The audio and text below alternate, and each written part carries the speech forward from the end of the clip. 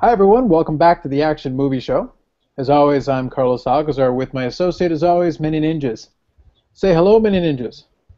Hello there, ladies and gentlemen. How's it going? And I'm still waiting for a response. I've waited for a response for many weeks now. Ladies and gentlemen, why are you not responding? There is a comment section below here. Respond, damn it, respond! Hi. You clearly haven't stared at them quite enough with your boring eyes.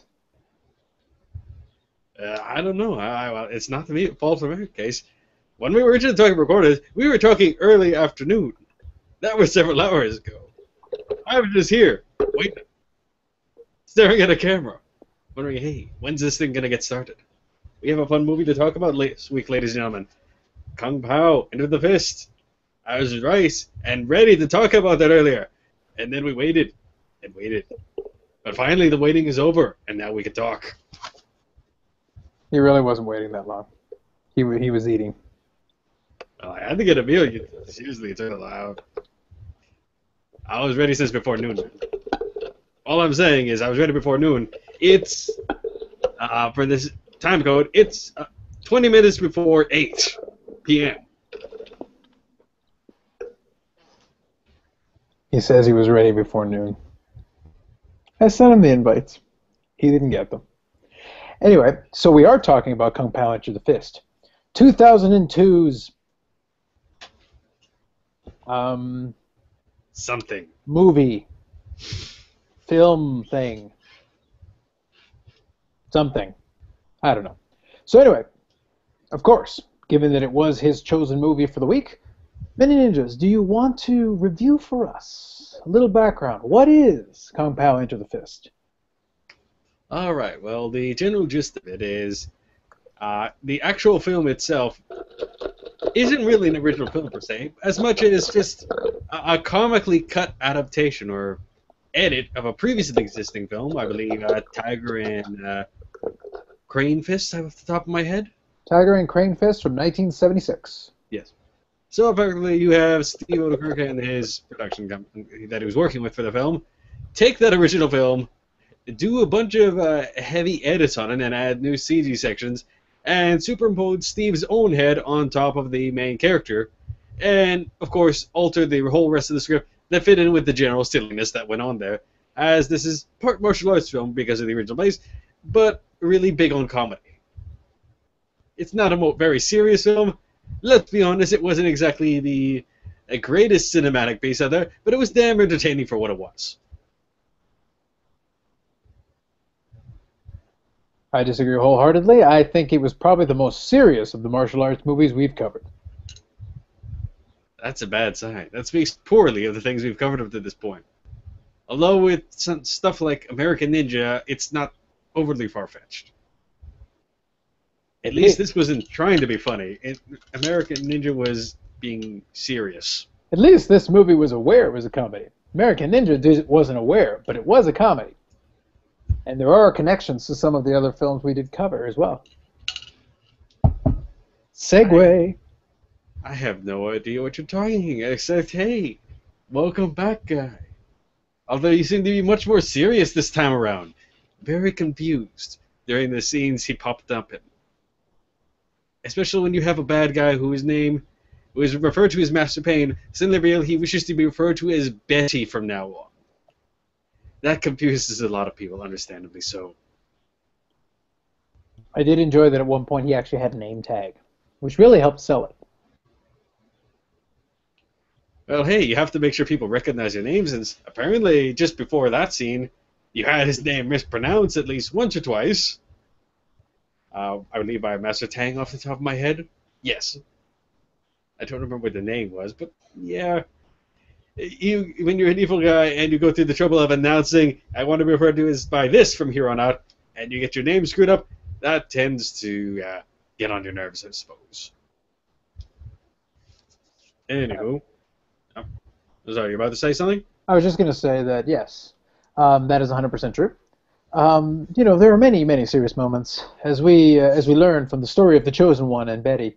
I want to let you get started. What's the first thing specifically about this film that you'd like to talk about?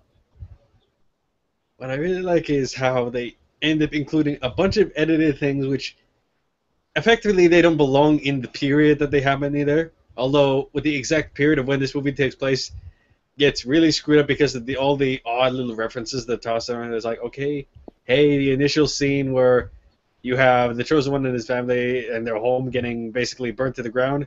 Anyone else notice it was done with a lighter? Which, by the way, Betty makes notice of and makes point to mention directly there. Yeah, I used a lighter in order to set the whole damn thing ablaze. And, of course, you see the really abridged traveling sequence there. You have the Chosen One walking, running, driving along in an automobile, and various other things. Generally, it's not a very serious film, and that's what makes it work. Indeed. And really, the key to this movie, we'll say, you know, without spoiling too much, the gag of the movie, this movie was critically panned, because realistically, it's not a particularly good movie. And all it is like 70% of an actual kung fu movie that we referenced already, and then we use modern technology to stick the comedian into it. You know, stick his head on the main character, put him into shots where otherwise there wouldn't be, or to put other people into shots where otherwise they wouldn't have been in the movie. So when you do that, you're creating your own narrative, which is fine. You know, it works out quite well. But for me, the key to the way this movie works out is that it really makes it's kind of like a Hot Shots and a Hot Shots Part 2 or a Naked Gun. It's along that frame that there are sight gags all over the film. It doesn't try to take itself seriously, which helps it out, because if it tried to take itself seriously, none of it would make any damn sense. And then, you know, but at times, in order to really emphasize it, they bash you over the head with the fact that this is a spoof. For me, one of the early scenes where the baby ends up fighting Master Payne, and then ends up getting launched, and then ends up getting launched down a hill, and rolls all the way down the hill. And it's blatantly obvious, even in standard def, that it's a doll that's being rolled down the hill, rolled down the hill, rolled. And it's an extended gag where it just goes for quite a bit, and then the baby is found by a lady who says, "Oh, cute," and then she throws it further down another hill. Yeah, no, there were some definitely nice comedic moments there, and I like especially during the next bit afterwards, where it's accompanied at this point with additional narration, which I believe the narration is done by the character that will be later introduced as Master Tang, pretty much the person who's running the dojo that Chosen One ends up training at. But most of the training there is like, okay, he walked, and then he drove, and then occasionally partied with the desert animals. And then they show the thing of how he eventually got better at fighting, including a scene where basically the Chosen One punches right through a guy, but punches through the guy in such a way that you see a giant chunk of the guy, basically just go through in one clean chunk. And even then the announcer's like, holy crap, man, did you see that? I'm not like that. My favorite part is that he then goes into an analysis of how that doesn't make any sense. It's like, you'd think with cartilage and with bone that couldn't happen. But it was like just one clean chunk. And they will actually revisit that gag at the very end of the film in a fake trailer to a sequel that unfortunately never came. And just generally, they goofed off a lot with this film, is what we're trying to say here, ladies and gentlemen. And as you can see, those of you who have the video feed can see that, you know, that scene is referenced right above Manyninja's head as a floating disembodied element. Slide it over here. Yeah, no, it's generally goofy. Unfortunately, due to the limitations of Google Hangouts, I really wish we could play some of the videos set up there. But mind you, also for copyright reasons, we can't do that. If you're ever wondering why we don't show clips of anything on the thing, basically assume copyright, because you're probably assuming correctly. Yeah. Truthfully, we could probably. The thing is, Google Hangouts doesn't really let us do it. Not as far as I'm aware. You know, we can play YouTube clips and things, whatever. We can pull them up. But if it added a way where I could play like a short clip, probably I could do it. Stick it up in the corner, much the same way that the pictures that he's doing are. And if this thing ever adds it in, I'm hoping at some point maybe we'll end up doing a Skype call instead. And if we did a Skype call, probably I would end up being able to record it and then add the video in post-production, and then just have voiceover explaining what the clip is while it's showing. Something like that might be workable, but for now, given what we actually have here, this is about what it's going to be, showing little pictures, kind of like this one. This sequence was on. Oh, okay.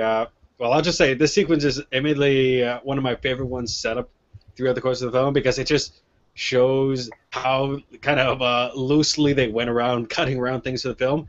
Basically, you have Evil Betty first announce that he is a great magician, and they deliberately, for the production here, cut it so that there are multiple conversations that are being spliced together, which would explain why the person he's speaking to, which is quote-unquote the mayor of the village, is constantly changing clothes throughout the scene.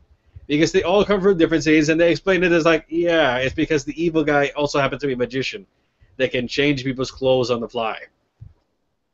And But as a great magician, that is all he can do. pretty much, yes. But mind Really, you, that's kind of a neat trick on its own. he's got basically one trick up his sleeve. He can basically, one moment, somebody will be showing one thing, and then another moment, somebody else can be showing, there'll be same clip, or, a different clip from the same movie or a different movie, and he'll be dressed slightly differently, and that's the entire difference. Yeah. Clearly they were taking place at different parts of the original film, but they just spliced them together for anything. Generally, as Carlos is just quickly grabbing a quick drink on the side there, generally the way they play with the film, just to kind of give you a synopsis here, since I think we can skip the non-spoiler review, because for the most part, that doesn't matter too much for this film, because the whole thing's just absurd. But you have the Chosen One trying to get revenge for his family, everything destroyed, against a villain which has kind of a squeaky, high-pitched voice and kind of a weird... It's kind of hard to describe, kind of the sneering sound, whatever that Betty happens to make there. I actually think it sounded a lot like almost the Penguin from the original Batman series. Something like that. Yeah, it felt a lot like that. Like Burgess Meredith as the Penguin circa Batman 1966.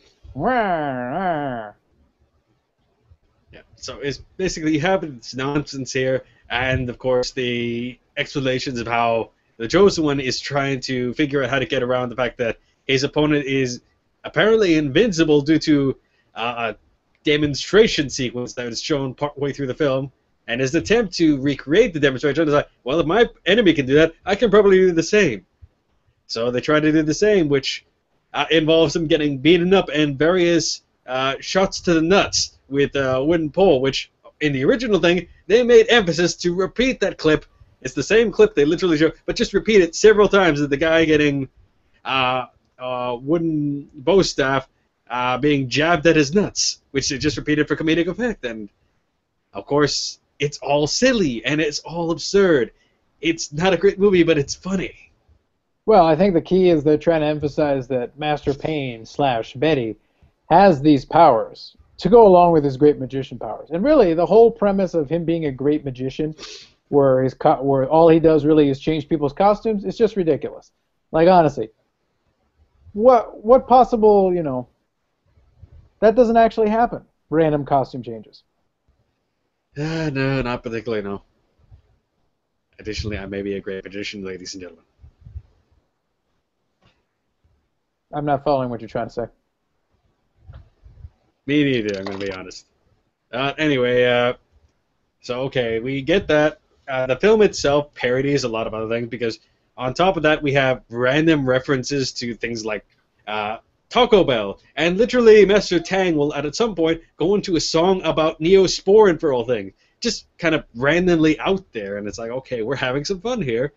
And you have Mushufasa, which is kind of a 3D CG thing that is blatantly a spoof of Lion King at that point, which the character literally, the CG lion in the sky, is based off Mufasa, clearly, but literally during the conversation, I'm not talking to somebody, it's like, I'm actually the Chosen One. And then he slowly degrades throughout the course of it. It's the Chosen One, Cho Simba One, Cho Simba. And then finally, like, Simba at the end, before ending the rest of his narrative This is CNN. CNN. Well, I think the CNN actually was a lot more ominous than anything else he could have said. This is CNN. It's pretty frightening. Yeah. Generally, how they end up editing and explaining the supernatural origins for Betty's powers. Admittedly, that was one of the sillier things in the film, in a silly film. As strange as this sounds. The silliest thing in a silly film. So Yeah. there are like levels. It's like there's silliness, and then there's this. It's literally is like, okay, we're doing some stuff here, and then we have something literally come out of outer space because we literally had something coming out of space, or I can't even talk about it, from outer space, as we had aliens from France who wanted to take over the world and were flying in giant pyramids. Which technically you did see a giant pyramid earlier in the film, kind of hinting towards that. But it just at first seemed like one of those weird things they tossed in the background, kind of like the weird little gremlin-y thing near one of the temples in the film, where you think it's like, yeah, it's just something there. Oh no, crap! They actually meant that thing. I will give them credit that even though they, the movie's meant to be silly, they write a ridiculous script, they come up with this whole thing. They did have a little bit of continuity where they did include those little hints, because I think they also had like a floating pyramid up in the sky at one point during the movie that was just That's hanging actually around. what I was just talking about. Yes. Yeah, but that's yeah, you're right. But that's the one that I enjoyed because it's foreshadowing to the end of the movie, but you're only going to notice it if you're paying attention because it is really in the background of the shot. And even with the Mushufasa, they literally said, "Is like, well, I can't explain it. I have to be cryptic about these things." But what I just said, once you see what's going on, they realize, oh, that's what he meant, and you'll feel silly. And they were just having a lot of fun with that in general. Well, that became the gag. Yeah. And of course, talking about the sequel. How are you getting to the sequel before you finish the first damn movie? Where the character who came from the sequel, who wasn't supposed to be around in the first place, and whose appearance otherwise is completely unexplained.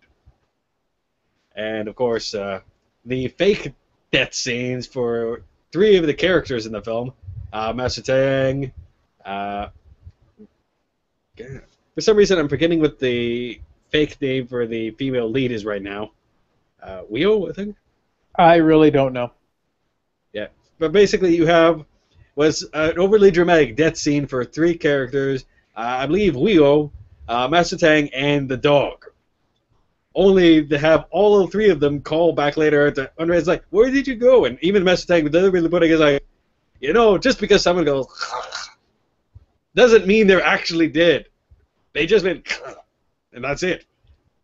And literally everyone except for the absolute joke character, literally named Wimp Lo, gets killed. Well, actually survives. Wimp Lo is the only one to actually die throughout that whole sequence. Yes, and they did go back to the same joke 3 times. Each one of them had 2 or 3 separate death scenes that weren't actually death scenes. No. And even though he didn't reappear throughout the rest of the film, they literally toss in an extra Easter egg at the very end with Master Tang, because apparently no one bothered to retrieve him from the field, so he was being attacked by a vulture. And as they faded to black, he was still talking at that point. Just because you faded to black does not mean that the vulture is still not trying to eat me right now. I can tell you, it is still very much a reality. Someone give me a stick or something. So basically you're saying a very serious movie that we should all take very seriously. It's a serious film on serious Earth, is what I'm saying here. And should have won an award. For seriousness? Yes. And magic.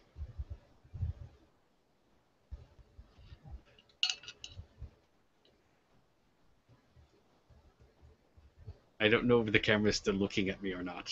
It is. That's bad. I don't know what I was supposed to do next after this. I embrace the awkwardness at moments like this. That's the key. So anyway, speaking for myself, what I will say is that, yeah, it was a fun movie. It's a spoof. It's a spoof of a kung fu movie. It's supposed to be a comedy. Having aliens be the answer at the end. At this point, if you're still listening, you've been spoiled. Having aliens be the kind of the source of the power in a kung fu movie is in and of itself, meant to be out there. It was kind of a fun film. It's only an hour and 20 minutes or an hour and 21 minutes. It's actually fairly short, to be honest, and it's using source footage from a real kung fu movie that they spliced in with all this other stuff. It's meant to be ridiculous. You know what it's meant to be when you know two things: go for chucks and fighting a kung fu cow. Yeah. Which, of course, has a few extra nods to other films going on there, because at this period of time, you have to understand, everyone was doing a bloody Matrix knockoff or rip-off scene at that point with the dodging bullets. Only in this case, replace dodge bullets with dodge shots of milk. Yeah, that happened. Maybe he's lactose intolerant. Perhaps. Except he was seen drinking the milk earlier there, and even had like a milk mustache, which was somehow perfectly there. We don't know how that happened, but it was there. Maybe he really likes milk, but he's lactose intolerant. I wonder what Mike Piazza would have to say about this. Out of all the things in the movie, the Mike Piazza thing that he's referencing in the clip there is one of the fun things for me as a baseball fan. One thing that it's weird because I think that's the only thing other than the Matrix gag that this movie has that becomes dated. Because everything else, it's a 1976 kung fu movie that has a superimposed character on it. Otherwise, it's pretty timeless. It's a spoof. It doesn't matter. But the Matrix sight gag and the reference to Mike Piazza are the only two things that I can think of that will become dated with time, and already it is a little bit, depending on what your age group is. You may not even know that Mike Piazza was a baseball player, or a really great baseball player. You might not have a clue who the hell the guy was. But that was one of the gags included in the movie. I'd actually have to argue another thing is maybe the reference to Radio Shack. Because especially north of the border, do we even have any Radio Shacks anymore? I think they're all circuit cities, which may, or the source, which may or may not exist anymore in some areas. The source is starting to fade out as well. Yeah, because I know everything became the source up here. I'm not sure how many Radio Shacks still exist south side or south of the border, to be honest. I imagine some of them still exist, but quite frankly, I don't believe it's a large number. Neosporin reference. It's funny especially because it's done in the song there. Almost as funny as the Taco Bell product placement, which is literally refers to itself as a product placement by Taco Bell in the middle of the film. I will interject with one that I particularly enjoyed. It wasn't referenced. Almost all the product placements were referenced directly in song by the master. One they didn't reference though, and I was very disappointed.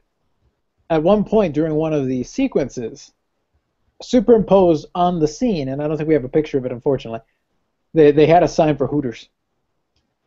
Yeah, that's just outside. Just before the fight scene with Master Tang and Betty, I believe. Yes, indeed. So you had that. So you had your product placements in place. You had it there. You were good to go. So you weren't lacking for product placements. Sadly, I have no shameless product placement. I usually have at least one, but. Let me think. Iceman video games. There are two different booths over in the Toronto area. No, we're seriously not going to go to this. No. Although it is a good store, by the way, or a nice store series. But seriously, no, we're not going to go through that. Actually, one second, hold on. Let me see. Let me see if I can think of anything clever here. We're just going to go on a momentary intermission, ladies and hold that thought. Wait, no, I got something. Yeah, we're doing this live, ladies and gentlemen. Hey. The key is he's got an intermission sign. Isn't that good enough? He's got an intermission sign. Isn't that good enough? I think we need to use that more often. Going on later in the month in the Greater Toronto area will be Fan Expo Canada running from August 28th to the 31st. With pretty much it's one of the largest conventions in this area, which have guests like Patrick Stewart, Nathan Fillion, Stephen Emile, Ian. Okay, we're stopping this now. I think the joke's been done. That shameless plug was brought to you by, unfortunately, we're not getting paid for it. Although that'd be great. That would be really nice, because the tickets to those things are expensive. Those of you in Canada who are going to Fan Expo can also meet a guy dressed like a ninja. Yes. You could have said list Manyninjas, man. No, just a guy dressed like a ninja. I'm not promising he'll be there. But I'm sure there'll be a guy dressed like a ninja. Probably a few. Anyway, heading back to the general film, the last, I think we can officially hit last thoughts because, while the film is very comical, it's honestly, in terms of plot-wise and where the story goes, it's not very thought-provoking, but it's still a really damn fun view. Unfortunately, as we've kind of gone through, some of the references will be a little dated, and admittedly, a lot of stuff is keyed more towards a North American audience, and let's be honest on that one. But it's still, the actual comedic timing is set up there is actually still really nicely set up there. The edits there, especially they actually show during the credits how some of the edited sequence worked. For if you can actually find a copy, they didn't seem to have a lot of them circulating.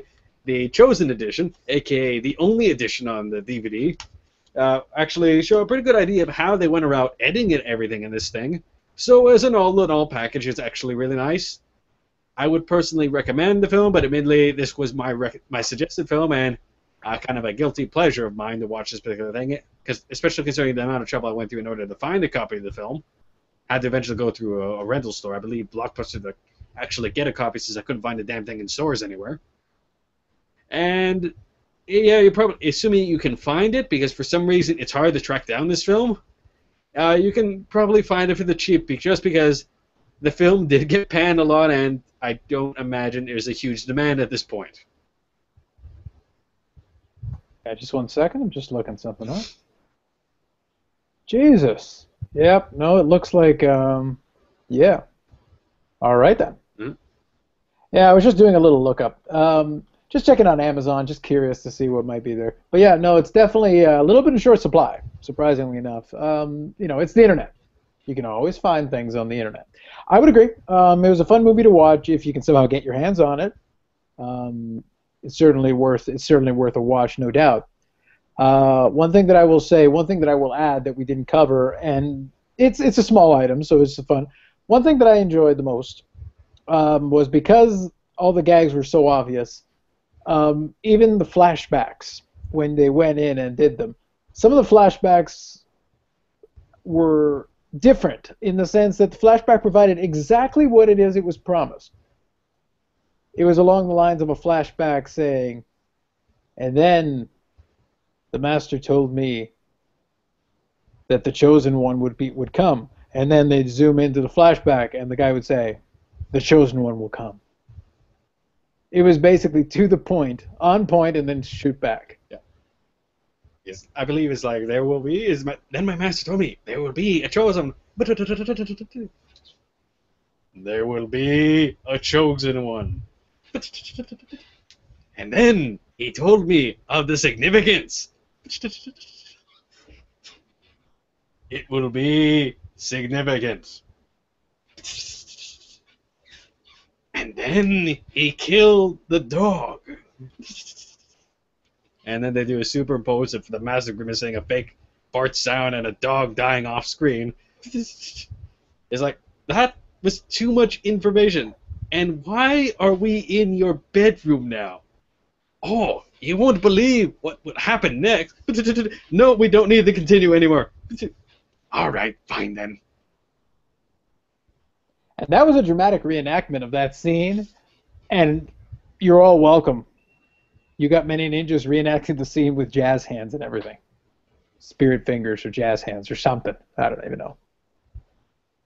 Unfortunately, because of the limit of Google Hangouts here, we would try mess around and recreate the extreme close-up cam setup that occurred very early in the film, because that stuff was damn funny. Actually, let's see. Do I have a zoom feature? Now, that's something to find for another day. I'll figure out how to do it later. Yeah, if we were gonna do the gag, we'd have to do it like 45 times. Yeah. Because everybody gotta zoom in at some point during that scene. Yeah. Plus, you need the sound effect. That's key. So, bottom line, recommend viewing definitely. If you can get your hands on it, I'm sure there is. Like, I would bet you. Like, just right now, real quick. You go to American Amazon. I'm just curious. Well, yeah, okay. So you can do Amazon Instant Video. So it is actually available in digital format. So that's that's something. Actually, I'll switch to a different slang. There we go. Yeah. Wow, the DVD. That's expensive. I'm assuming that's an import or something. Jesus. Wow. All right then. Yeah, it's kind of a limited edition one. It hasn't been released again. It's very weird to me that it hasn't been released in another format. I guess digital would be the only way right now. Amazon Instant Video definitely has it. Maybe the Apple Store as well. That'd be kind Just of my out of curiosity, how much are they asking for? They're actually asking for well, it's only available by an outside seller. So $45. I believe my current picture explains. Yeah. Yeah, that's why I was already on it. Yeah. But yeah, a little bit pricey. Maybe with some luck, that thing will end up on Netflix. Who knows? But we're just saying that it's a worthwhile view if you can get your hands on it in some capacity. However, you should manage it. It's weird it would be that expensive. Although, considering the amount of trouble I had finding it in the first place, I can't say I'm overtly surprised. It kind of is. It sounds like one of those things where it was just released in really limited numbers, especially considering how badly it got panned. So they kind of wanted just to cut their losses with it. Maybe that has something to do with it. I would guess it's something along those lines. That'd be my thought on it. Yeah. But yeah, for sure. So while I'm doing a quick search for something anyway, just for fun, shameless plugging. Go for it.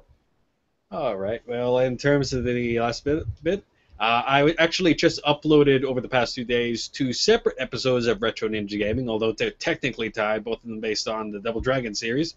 So those that appeared on my YouTube channel, which I believe is being linked to at the bottom of these things, but all those fails. On Twitter, I am at Manyninjas on Twitter.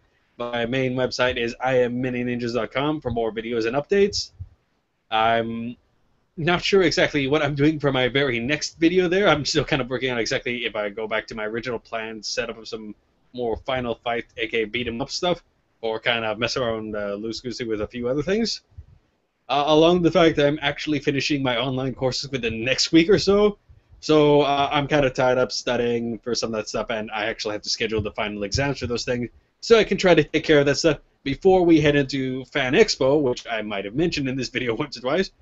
And of course, I'll be doing video stuff related to that as that comes along. How about you, girls? Absolutely. Just bear with me for a minute. I'm just trying to get everything on here working. Computer's decided to lag a little bit, so you'll have to bear with me for a second. All right, there we go. So it looks like I'm back. One second. Okay, so real easy. CarlosAlcazar.org, website. I'm gonna keep updating those links. I'm gonna do some tonight, fix that up so that we're all up to date. And then at Carlos Alcazar 2 is my Twitter, where I include all kinds of information about, like yesterday we were going to record, but it was already a little bit late, so we decided to push it back into today. I put that on Twitter. That's the fastest place to get that information. So, that'll do it for us this week. For the next episode, we're going to go and do a Clint Eastwood classic, Dirty Harry. Yeah. That of the many, many, many quotes and jokes that went on for many years. Clint Eastwood's interesting in the sense that he isn't really a traditional kind of an action star necessarily, but between the spaghetti westerns and the series that comes off the Dirty Harry character, he still made a name for himself kind of in that vein. So it's definitely going to be a lot different than a lot of the other movies that we covered in, up to this point. But that'll kind of be what will make it interesting, just to look at the differences. Yeah. He's definitely and especially the type of actor and the type of movie that we haven't covered on AMS up to this point. Although it's definitely an interesting whole setup there. So we'll be talking about that in our next video. Thanks for watching again, ladies and gentlemen. Lovely talking. Please like and subscribe and comment. Leave your comments below here. We always get a chance to take them a look. And should be the part where I'd say something else, and I'm not sure. Wait, no, Carlos is still moving. The feed is just a little slow and lagging out in his end from what I can see. Oh, I'm still here. I'm just you were doing fine. You were telling to like, subscribe, and comment, and then I was kind of hoping you'd threaten the audience in some way, and then we could sign off on that. Yeah, well, we're not going to threaten the audience, but until next time, we're going to stall the old-fashioned way. And by the old-fashioned way, I mean something I'm going to need to make a personalized version for in later things. See y'all next time. Intermission.